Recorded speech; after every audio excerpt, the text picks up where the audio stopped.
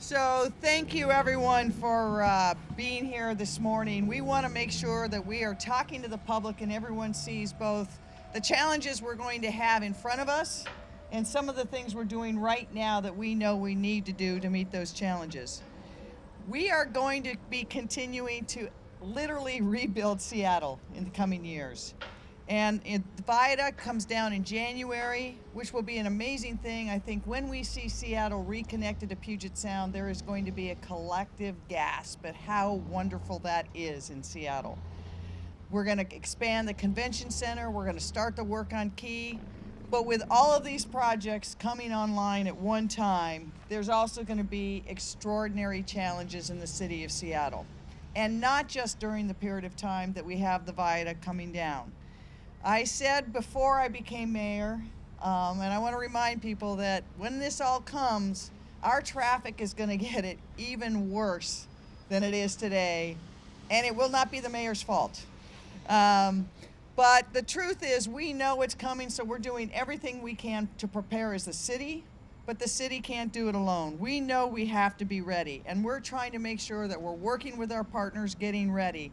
And we're taking some critical steps on this. The first is during this period of maximum constraint, not just when the viaduct comes down, but that will be the first part of it and some of the most challenging, particularly for our residents who live in West Seattle. We're going to do a number of things. The first is we're going to be monitoring and managing our traffic systems and our road systems and our rights of way in real time. We have to do it in real time. So, for example, we will have 24/7 staffing of our Transportation Operations Center, really seeing what is happening so that we can reroute traffic, clear obstructions at the time, and let people know so they can take alternative routes. We're going to share real-time construction data, what roads will be closed because of construction, and traffic data with public and private entities so that our mapping partners, whether it's Waze or Google or the like, can get real-time data so people can know the best way to get in and out of the city. And that's whether they are driving, biking, or walking. We also are going to make sure that we are continuing to improve signal timing so that we can go to those roads in real time to decide what we need to do to keep things moving. The second pillar that we're going to have to do more of is to continue to invest in transit and bring more transit online as quickly as we can. We are permitting additional bike share and we'll have more bike share throughout the city. And our new contracts with the bike share actually have in them a provision that requires allocation of those bikes throughout the city and at all of the transit hubs. So we will have, for example, more bike shares in South Seattle at our transit stations than you currently will see. Because we know for that first and last mile, the more people we can get from their transit hubs, whether that's a rapid ride line or a light rail line, that we want people to be able to get on a bike if they can or walk if they can. We're also going to be expanding, and we don't have all the details yet, but last week the county executive announced the Ride 2 program for the east side. We will be expanding Ride 2 in the city of Seattle. And that means we will have more of those shuttle buses coming and circulating in the neighborhoods, in certain neighborhoods where we know there's going to be the largest impacts, to get people to transit, whether that's the bus lines or the light rail lines. It'll be rolling out first in West Seattle and then in South Seattle. The details of that will be coming soon, but we know we need to get as many people on transit as we can and out of cars. We are going to also we've been working with the county executive, who has been an incredible partner throughout this process, as has Metro. And we will be adding a water taxi, so there will be additional capacity from West Seattle to downtown Seattle. And we will be expanding access to that as well. We also know that in this period of maximum constraint, but even more so going forward, if we really want to meet our climate goals, we have to reduce the number of people riding alone in their vehicles. We have to get less drive-alone trips and single occupancy vehicles. We got to get people out of cars and onto transit. So we are partnering with the major employers in the downtown area and in Seattle to have as much of a flexible work environment as possible. We of the city of Seattle are going to lead the way, and we are in the process right now of developing, during this period of maximum constraint, more flex time, more ability to work from home, so fewer people actually having to travel into the city. We're also working with those employers to see what will work with them, to give each one of them a target on how to reduce the single occupancy vehicles and trips coming into the city. And it will vary from employer to employer. Some employers, like Weyerhaeuser, already have an incredibly low number of people who are actually driving to work. We want to make sure that that's the case for all of our employers. We're also going to be working with, for example, our rideshare TNCs to have pilot programs to basically have pickup and drop-outs at a designated location at the curb rather than stopping in traffic. Another thing we're going to be doing is managing the public right-of-way better. We want fast-track permits so that we know if and when construction is coming, what lanes will be blocked, whether those lanes should be blocked, and how we get things in and out of the right-of-way as quickly as possible. We also will be enforcing our traffic laws that restrict mobility, and that's whether it's a pedestrian, a bike, a bus. We will be doing more enforcement on blocking bus lanes, blocking bike lanes, and blocking the intersections. We will be going to Olympia to see if we can get the authority to do that with camera enforcement, because as all of you know, that if a police officer pulls a car over in the middle of the busiest intersection because they block the bike lane or block the box or block the bus, that it just backs traffic up. So we will be going to Olympia to have the authority to do camera enforcement for some of these critical things to help us there. We also know we got to keep talking to the community and educate people both on what is really going to happen. You know, we've had these traffic doom scenarios before, and people tend to change their habits for a day or 2 days, and then they say, hey, it's not so bad, and then they go back to their old habits. I want you to know that this is going to be very, very challenging for a number of years. It's not a 1 week thing or a 2 week thing or just while the viaducts. It's going to be for multiple years because of the convention center closing and buses coming onto the street. We will have hundreds of additional buses, and we must give priority to make sure that those buses can get through Seattle, to make sure that business and goods can get through Seattle. So we will be doing everything we can to increase mobility. We also know that one of the things we've got to do better is clearing traffic problems. For every minute that we have a traffic, fender bender stuck in the road, it's 7 minutes of backup. So every minute we delay our response, we have more backup. So working with that real-time traffic analysis in the whole operation center, we're going to have this fabulous team here behind us who are going to be the new SDOT response team. And that's going to be pulling together people who have been doing that before, but really making sure that everyone knows what their obligations are when they get into a fender bender, and then get crews there to clear the road as quickly as possible. We'll also be hearing from Chief Scoggins. We're going to be working with fire and medics to make sure that those accidents that actually have, casualties or if someone's been hurt, we are able to get aid cars there as quickly as possible and then move people out of the road. So if you see our response team, their goal is to help clear the streets, help keep people moving, and to help prevent the traffic backups that we see. So we know that one thing we want to make sure is for people to understand is if you're driving and you are in an accident, if someone's been hurt, the first thing you have to do is make sure that the person that has been hurt gets the attention they need, and Chief Scoggins will be talking about that. But if nobody is hurt, we're going to be putting out for people simple steps they can take to document the accident, but then to get the cars out of the road. And the response team is going to have the ability to do that in cases where people wouldn't be able to move it themselves. I really want to thank everyone at the Seattle Department of Transportation, the fire department, the police department. You'll also be hearing from our assistant chief for the work they're doing every day to make sure that people stay safe in this city. And then to be showing up at some accidents, some which don't have any people injured, but some that are horrific in nature, that really change people's lives. We know that our focus cannot just be on getting people in and through the city. We've got to do it safely. So together we're going to do everything we can to get people moving in and through the city of Seattle. We know, though, that to avoid gridlock, it's going to require everybody Everybody who comes into town for any purpose, we've got to have better planning. We got to get you out of your single occupancy vehicles. And then I'll close on this. Number one, get prepared. Look and see, what bus route are you nearby? What light rail may you be by? Can you bike to work? Can you walk to work? We want you to explore alternatives. If there's people in and around your neighborhood or workplace or community that travel into Seattle at the same time, carpool. We will be incentivizing carpools. Talk to your employer.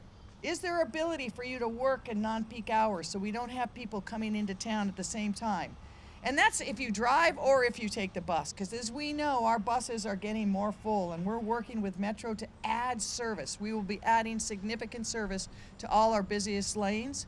But we also know that, you know, if you are able to work from home and you're not on that bus, another person can get on that bus.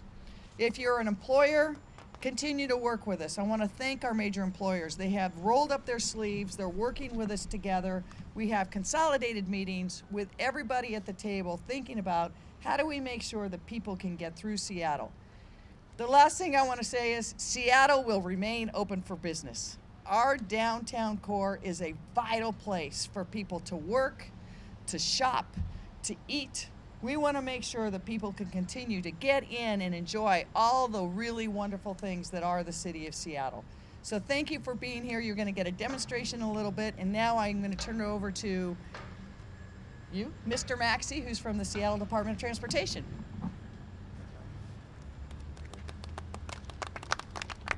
I want to thank Mayor Durkan for coming here and helping us launch what we know to be the one of the first traffic incident response teams in a major city in America. And we think that the timing is pretty good in the sense that we have the fastest growing city in America. And I just want to echo what Mayor Durkan said. We can't do this alone. The Seattle Department of Transportation needs your help. We need you to steer it, clear it on those minor accidents, and we need you to help fire and police on those major accidents, get to the victims and give them immediate medical assistance. So we want to thank you for that. I also want to say real quick that we've been piloting this and getting ready for this launch, and year to date this year, we've responded to over 4,000 incidents. Of those 4,000 incidents, 30% of those have been vehicle collisions. In those vehicle collision scenarios, this team has helped reroute and detour traffic immediately at the direction of the traffic engineers and the TOD and the Seattle Police Department. They've also responded to 13% of these 4,000 calls have been stalls. They have provided and jumped vehicles. They have given more people than we were expecting help with gas, who accidentally ran out of gas. They've responded to 9% of these calls have been trees falling in the right-of-way, and they also are the same group that responds to debris in the right-of-way when you have people accidentally drop ladders or couches, or in the case of last week, as you know, 2-pound steel balls used for polishing, which was a very unique event and keeps things fresh for this team. So without further ado, I want to introduce Assistant Chief Herjack so he can talk about our relationship with the Traffic Incident Management Team and Chief Scoggins. Thank you. Thank you very much, Deputy Director Maxey. I wanted to expand on something that the Mayor and Deputy Director Maxey said. And again, the Seattle Police does not want you to preserve a minor fender bender scene. Please clear the roadway if you're involved in a minor fender bender. It can be critical to warn drivers of a crash or roadway impacting emergency for their safety and that of the people on the scene. With enhanced management of traffic incidents, police and firefighters can safely focus on serving those in need. So the SDOT and Seattle PD and Seattle Fire Department are partners in dealing with crash scenes and keeping the city traffic moving.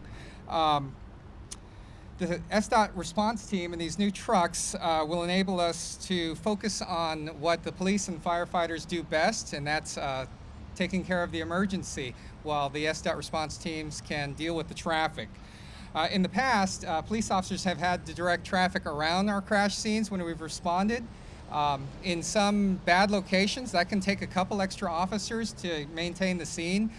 With the response of the SDOT response trucks, we'll be able to use those tools to maneuver traffic around the scene and create safe spaces for our first responders, both with the police department and fire, and help manage the scene and free up police resources so that the officers can respond elsewhere or to other emergencies or be available for regular 911 calls. The entire team here will work with us as partners and create nice safe spaces and be able to expedite the processing of scenes and crash scenes so our officers can get you back moving and keep the traffic flowing. And without further ado, I would like to introduce the most wonderful partner I can think of in first response, and that would be Fire Chief Harold Scoggins. Good morning. I would like to thank all of you for being here this morning, and I would like to thank Mayor Durkan for her leadership on this very important topic and challenge that we're facing. You know, this wouldn't be possible without our partnerships with SDOT and SPD and Seattle Fire Department. We understand the challenges that are out there on the roadways each and every day. Our firefighters are so focused on patient care and solving problems that this is going to provide us another tool that we can actually get on scene and protect their safety, but also turn those scenes over in a faster manner. You also heard it mentioned steer it, clear it a couple of times. You know, I can't say that enough. If it's a non-injury accident, if you can please pull your cars to a safe space and then exchange information and call for assistance, that's also going to help us a great deal. You know, as new tools like this come online, and that's kind of how I view this, Rodney and I, we were already thinking about different ways we can use as tools, as we have so many parades, sporting events, marches. This is another tool that we now have in our tool chest that's going to benefit the community in transitioning around the community so well. So thank you to all of our partners. It's very important that we're all here today.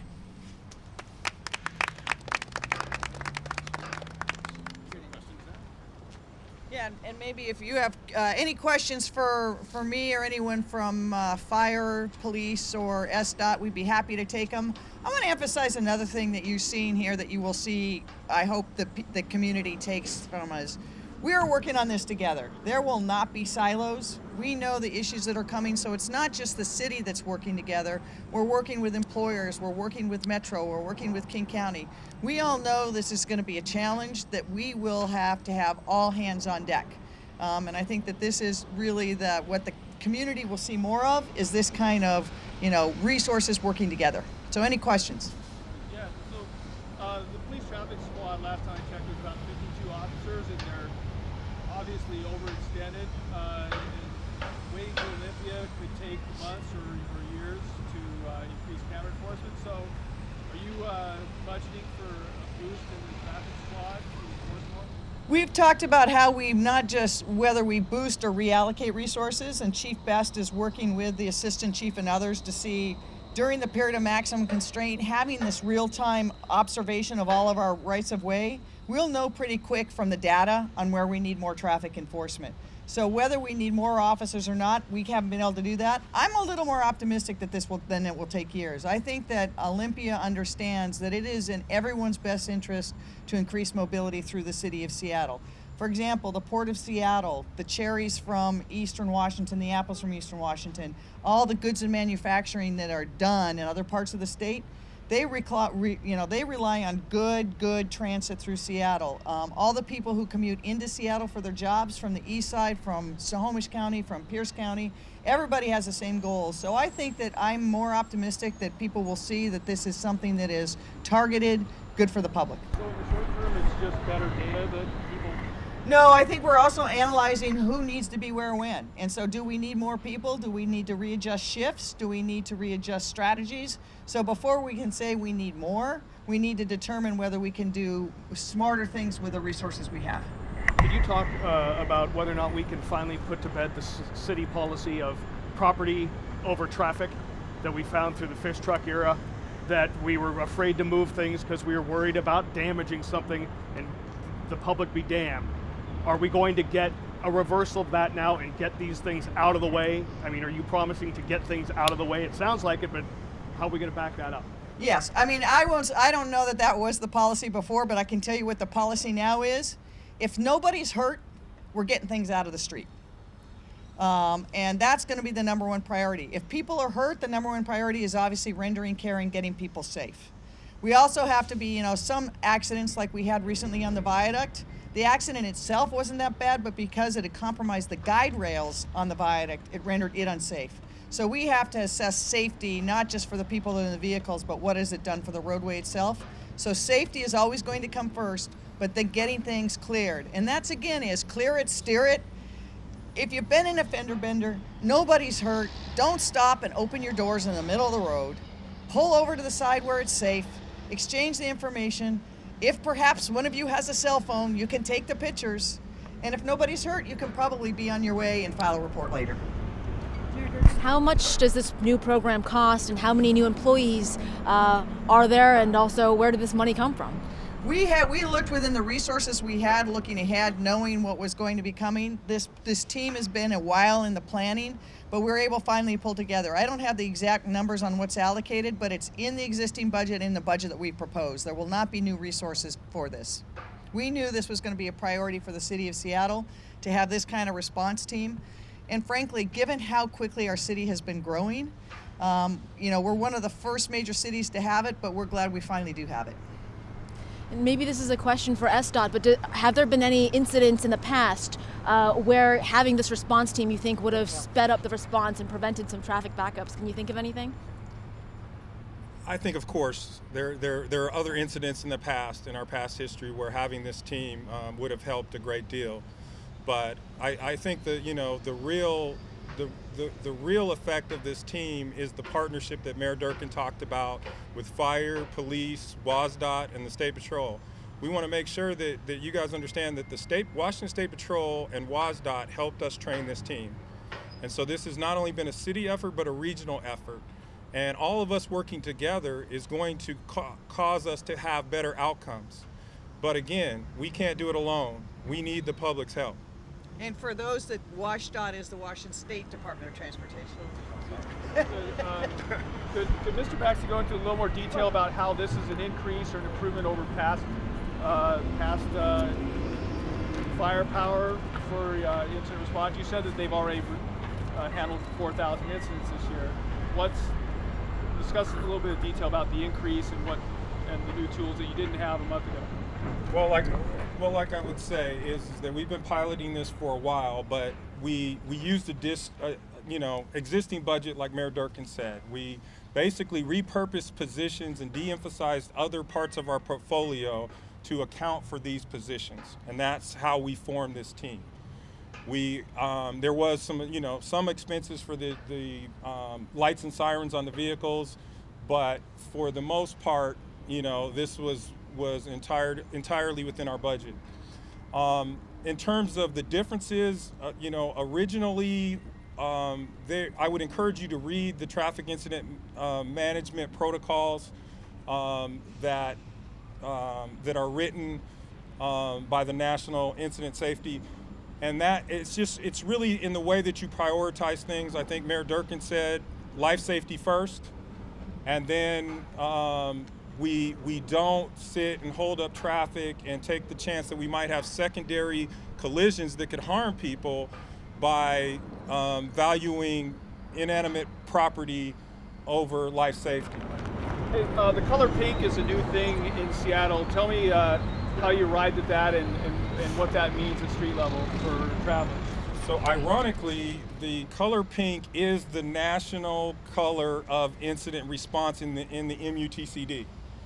Just tell them what that is. Well, the MUTCD basically is the traffic manual for temporary traffic control or permanent traffic control on all major roadways and arterials in the United States. So the pink is to differentiate between the normal construction you see. As you can see with the amount of construction that we have, you might get desensitized to slowing down through a construction site. So the purpose of the pink is when you see something like that, you know that there's potentially a major incident occurring, and it will cause traffic, all modes of traffic, to slow down. Yeah. And I just follow, he probably will read it. Okay. So, I mean, I think the question about pink is good. We talked together, but the team behind me, working with fire, with State Department of Transportation, with Metro, how do we make sure that the average driver or pedestrian or bike person knows this is different than the rest? And this is one we really need to do. So these pink signs are really saying, this is a new hazard, you won't have seen it, pay attention. And so we're hoping that both with this team here and the color coding, the people will take notice to say, okay, we get that this is a new hazard, we gotta look out for it. Mayor, just you had mentioned a couple times, about the maximum constraint issue. You kept mentioning private employers, private employers, private employers. What are you going to be asking from the public employee sector to potentially off-shift jobs, maybe those that don't need face-to-face contact with the public, to help us with this as well? We're working with them as well, and that's a very good catch. We work very closely with King County, for example, on a range of issues. We've been talking to them about what they can do with their workforce. Obviously, that's the county executive and the council have to look at that. The city of Seattle, we've got, as you know, tens of thousands of employees, and we're going to be very consciously looking at how we can, during this period, go to telecommunicating when people can still do their job and not have to come into downtown Seattle to do it. So we want to lead the way and show how we can be the ones that say you can still have a very vibrant, very efficient workforce, and sometimes you can have them work either different shifts or from home. And for some employers that doesn't work, and we heard that loud and clear. So they're going to know what works for their workforce and how they get people out of those single occupancy vehicles and either into carpools, onto transit, walking, or biking. So let's take one more question, and then we want to show you the demos of the GoJack. Yeah, you got to see the GoJack. All right. Thank you very much, everybody. Thank you. Go ahead and just do what you would do. These are GoJacks. This is one of the tools we have for moving vehicles. Sometimes we'll push them, pull them. Other times you may not have enough room to get your truck in there. Put these on. And one guy can move a vehicle out of the road.